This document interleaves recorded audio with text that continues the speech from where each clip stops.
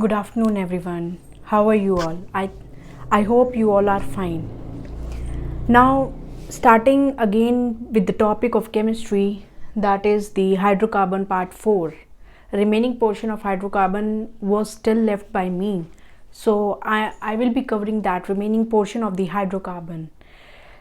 अब हाइड्रोकार्बन में कुछ बेसिक पॉइंट्स हमने कवर किए थे. लास्ट 3 पार्ट्स ऑलरेडी आपके अपलोडेड हैं. This is the 4th part of hydrocarbon and some remaining topics I will discuss in this chapter, and those topics are very important for the exam point of view. Before starting the new topic, I have to repeat the few point of the previous videos, that is alkane, alkene, alkyne and alkyl group. ये मैंने आपके साथ already discuss किया था with examples and with formulas. ठीक है, अब देखिए हमारा एल्केन जो था वो सैचुरेटेड पार्ट था. एल्कीन और एल्काइन हमारा अनसैचुरेटेड था. ठीक है, एल्केन का हमारा फॉर्मूला क्या रहेगा? CnH2n+2.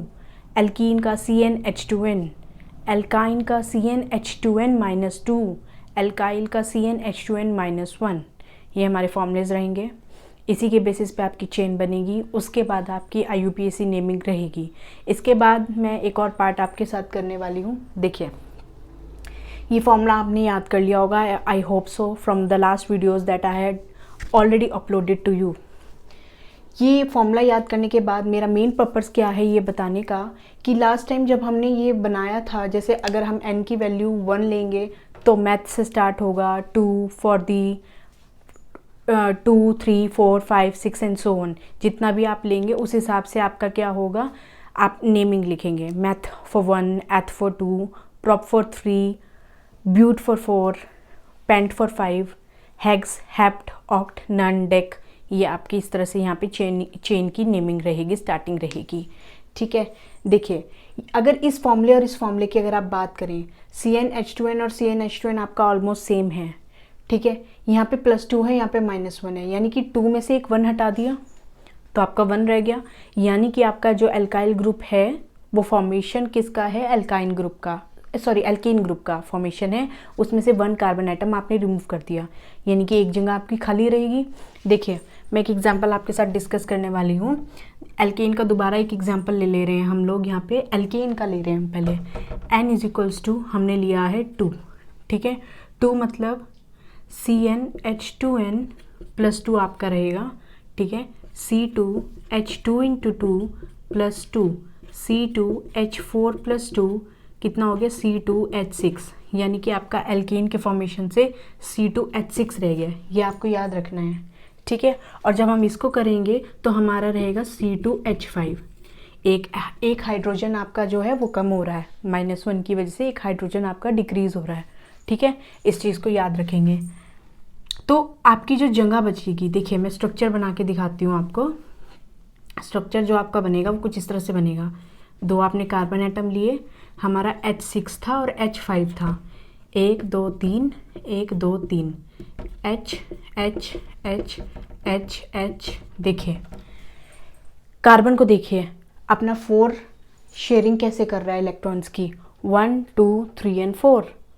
ये वाला 1 2 3 एंड 4, ये भी तो आपका बॉन्ड होएगा ना, जो इसकी कनेक्टिविटी करेगा. ठीक है, कितने हो गए हाइड्रोजन? 1 2 3 4 5 6 हो गया फुल. कोई भी एक हटा दीजिए, यानी कि ये आपका क्या रह गया? रिमेनिंग रह गया. तो यहाँ पे क्या करेंगे? Addition of the alkyl groups का जो आपका है उसमें आप कौन से ग्रुप ऐड कर सकते हैं? अल्कोहल, एल्डिहाइड, कार्बोक्सिलिक एसिड और कीटोन. ये वाली चीज़ों का आप एडिशन कर सकते हैं, जिससे आपकी रिएक्शन में और चेंज हो जाएगा. ठीक है, ओल, अल, ओनिक एसिड और ये सब आप जब आप फॉर्मेशन करेंगे तो नेमिंग में ये सब चीज़ें आपको लिखनी पड़ेंगी. अभी आपको क्या याद करना है? अल्कोहल के लिए हम लोग क्या ऐड करेंगे? OH, एल्डिहाइड के लिए CHO, कार्बोक्सिलिक एसिड के लिए COOH और आपका कीटोन के लिए C+O. ये आप क्या करेंगे? ऐड करेंगे. ठीक है, जब हम इसे किसी सीरीज़ में ऐड करेंगे तो उसके हिसाब से आपकी क्या होगी? नेमिंग होगी. ठीक है, जैसे मैंने बनाया यहाँ पे मैंने क्या लगा दिया? OH लगा दिया. मैंने यहाँ पे क्या लगाया? OH लगा दिया आपका. ये आपकी खाली जगह बच रही थी, मैंने यहाँ पे क्या किया, OH आपका प्लेस किया, तो यानी कि अल्कोहल की फॉर्मेशन में हो गया। पहले कार्बन देखिए कितने हैं, 2, तो ये हो गया इथेनॉल। इथेनॉल क्यों, अल्कोहल वाली फॉर्मेशन तो हो गई, तो लास्ट में हम OL ऐड करते हैं, एल्डिहाइड वाली होगी तो AL ऐड करते हैं, और कार्बोक्सिलिक एसिड वाली होगी तो ओइक एसिड करते हैं, ओइक। ठीक है, तो ये इस तरह से आपको वर्ड्स क्या करेंगे, ऐड करने पड़ेंगे। ब्यूटेनोइक एसिड, ठीक है, मिथेनोइक एसिड, प्रोपेनोइक एसिड। ठीक है, जब हम COOH करेंगे यहाँ पे, तो यहाँ पे अगर हम करते हैं, अगर हम यहाँ पे ऐड करते हैं OH तो बनेगा इथेनॉल, CHO करते हैं इथेनल, COOH करते हैं तो इथेनोइक एसिड। इस तरह से नाम में चेंजेस आएंगे, वो जो स्पेस आपका रह गया था वो आप ऐसे उसको क्या कर सकते हैं, फिल कर सकते हैं। ठीक है, ये तो आपका रहा कुछ बेसिक पॉइंट जो आपको पता होना चाहिए, बहुत ही बेसिक है। ठीक है, अब रूल नंबर 1 से स्टार्ट करते हैं, starting from the rule number 1 till rule number 5।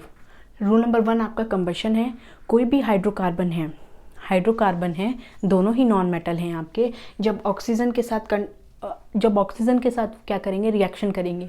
Oxygen के भी 2 कंडीशन है, एक ऑक्सीजन आपकी बहुत लार्ज अमाउंट में है, एक बार ऑक्सीजन आपकी लो अमाउंट में है। अगर ऑक्सीजन आपकी ज़्यादा लार्ज अमाउंट में होगी तो आपका कार्बन डाइऑक्साइड बनेगा, और अगर लो अमाउंट में होगी तो कार्बन मोनोऑक्साइड बनेगा। कार्बन मोनोऑक्साइड बहुत ही हार्मफुल रहता है, हमारे ब्लड में अगर मिक्स हो जाए उसका कंटेंट ज़्यादा क्वांटिटी में तो एक डेथ भी कोज कर सकता है, एक इंसान मर भी सकता है। ठीक है, तो यही डिफरेंस है, बाकी वाटर और हीट तो बनेंगे, लेकिन मेन डिफरेंस आपका जो है वो ये है, इसको आपको माइंड में रखना है। ऑक्सीजन का लेवल कम होगा तो ऑक्सीजन का लेवल ज़्यादा होगा, तो क्या डिफरेंस रहेगा इक्वेशन में। ठीक है, कार्बन मोनोऑक्साइड के लिए हम बड़ा O यूज़ करते हैं, कैपिटल वाला, और कोबाल्ट के लिए हम छोटा O यूज़ करते हैं। आई थिंक सो ये है डिफरेंस, तो एटलीस्ट आपको पता होगा। उसके बाद rule number 2 oxidising agents which helps to convert alcohol into acid are. 2 ऐसे ऑक्सीडाइजिंग एजेंट्स हैं जब वो अल्कोहल को एसिड में कन्वर्ट करने के लिए यूज़ किए जाते हैं, किसी भी अल्कोहल को एसिड में कन्वर्ट करने के लिए यूज़ किए जाते हैं। उसका नाम है potassium permanganate and potassium dichromate. ये क्वेश्चन आपका 1 लाइनर क्वेश्चन है, थियोरेटिकल क्वेश्चन है, पूछा जा सकता है एग्जाम में। वैसे मैं लास्ट में आपके काफ़ी सारे क्वेश्चंस कराऊंगी जिसकी प्रैक्टिस से आपका रिवीजन रहेगा केमिस्ट्री का, लेकिन फिर भी आपको एटलीस्ट इतना पता होना चाहिए, 2 ऑक्सीडाइजिंग एजेंट जब हम अल्कोहल से एसिड में कन्वर्ट करने के लिए हम लोग यूज़ करते हैं तो उसके लिए आपका क्या होगा, उसके लिए आप क्या यूज़ करेंगे, potassium permanganate and potassium dichromate. ये एज इट इज़ आपका लर्न करने के लिए जो मैं रूल फॉर्म में आपको बता रही हूँ ताकि आप याद कर सकें। देखिए अब rule number 3, rule number 4 again very easy. जो थोड़ा रूल नंबर आपका 5 और 6 है वो थोड़ा टफ भी है और वेरी वेरी इंपॉर्टेंट है, बहुत इंपॉर्टेंट है। ठीक है, एडिशन, कोई भी चीज़ ऐड करना। ठीक है, यहाँ मैंने हाइड्रोजनेशन क्यों लिखा, हाइड्रोजनेशन प्रोसेस अलग होता है, लेकिन हमने यहाँ पे एडिशन किसका किया है, एडिशन ऑफ हाइड्रोजन। मैंने एडिशन किसका किया है, एडिशन ऑफ हाइड्रोजन, मैंने हाइड्रोजन का एडिशन किया, लेकिन हाइड्रोजनेशन प्रोसेस थोड़ा अलग होएगा। देखिए इथीन का फॉर्मूला ये बना, इथेन का फॉर्मूला ये बना, डिफरेंस क्या हुआ, यहाँ पे हाइड्रोजन 4 थे, यहाँ हाइड्रोजन 6 था, तो आपका इंक्रीमेंट हुआ। 2 हाइड्रोजन को हमने ऐड किया, किसके प्रेजेंस में, कैटलिस्ट आपने क्या लिया, निकल या प्लैटिनम। ठीक है, ये आपने कैटलिस्ट लिया। ठीक है, तो डायरेक्ट ऐड करने पे आपके हाइड्रोजन आयंस क्या हो जा रहे हैं, इंक्रीज हो जा रहे हैं। इस वजह से आपका क्या हो जा रहा है, ये इथीन से इथेन बन रहा है, और आपको कैटलिस्ट याद करना है, ये आपको पता होना चाहिए। उसके बाद rule number 4 substitution reaction. Substitution मतलब किसी की जगह किसी को रखना, किसी की जगह किसी को रखना। सब्स्टिट्यूट मतलब सब्स्टिट्यूट करना, पोजीशन को चेंजेस करना। ये आपका जो यूज़ होगा, मैंने टाइप्स ऑफ रिएक्शन एक वीडियो बनाया है, अपलोड किया है, ऑलरेडी अपलोडेड है, उसमें हमने क्या किया है, सब्स्टिट्यूट की हैं कुछ चीज़ें, एक जगह को उठा के दूसरी जगह हमने क्या किया है, प्लेस किया है। Displacement reaction, double displacement reaction में आप आराम से देख सकते हैं इस पॉइंट को। उसके बाद ये मेरा जो ये वाला पॉइंट है वहाँ पे रह गया था समझाना। अब ये 2 rule very very important for the exam, very most important part for your exam. देखिए रूल नंबर 5 क्या है, ईस्टरिफिकेशन रिएक्शन। आपका ईस्टर कैसे बनेगा, देखिए जब अल्कोहल को आप कार्बोक्सिलिक एसिड के साथ जब कंबाइन करेंगे, तो आपका क्या बनेगा, ईस्टर बनेगा और वाटर बनेगा। एज इट इज़ माइंड में रख लीजिए कैसे बनेगा। मैंने यहाँ पे जनरल इक्वेशन नहीं लिखी क्योंकि उसको लिखने से बच्चे बहुत ज़्यादा कंफ्यूज होते हैं। अभी आप जो मेन पार्ट है, जितना आप याद कर सकते हो थियोरेटिकल पार्ट, आप वो याद कीजिए। कार्बोक्सिलिक एसिड, कार्बोक्सिलिक एसिड मतलब COO एसिड, कोई एसिड ग्रुप है आपका, और अल्कोहल यानी कि जिसमें OH आपका प्रेजेंट है, OH आइंस आपके प्रेजेंट हैं, और इसमें COOH जो आपके आइंस प्रेजेंट हैं, उनको जब कंबाइन करेंगे तो आपका ईस्टर और वाटर बनेगा। सपोनिफिकेशन एक ऐसा प्रोसेस है जिसमें आपका सॉप की फॉर्मेशन रहेगी, ठीक है, बहुत इंपॉर्टेंट है। सपोनिफिकेशन में ईस्टरिफिकेशन रिएक्शन का यानी कि ईस्टर का यूज़ करना पड़ता है। सॉप बनाने के लिए हमें ईस्टर का यूज़ करना पड़ता है।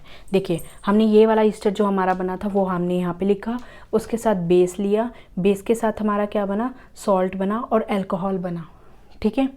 ईस्टर जो हमारा ईस्टरिफिकेशन रिएक्शन में बना था उसको हमने बेस के साथ NaOH के साथ यूज़ किया, फिर हमारा कार्बोक्सिलेट सॉल्ट बना और हमारा अल्कोहल बना।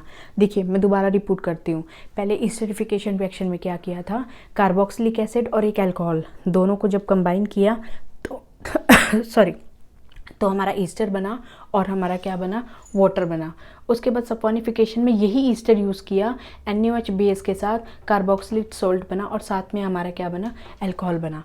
तो इस वीडियो में आपका इंपॉर्टेंट क्या रहेगा, IUPAC नेमिंग के लिए ये चीज़ें याद करनी है। उसके बाद कार्बन मोनोऑक्साइड कब बनता है, जब ऑक्सीजन की कंटेंट लेस हो।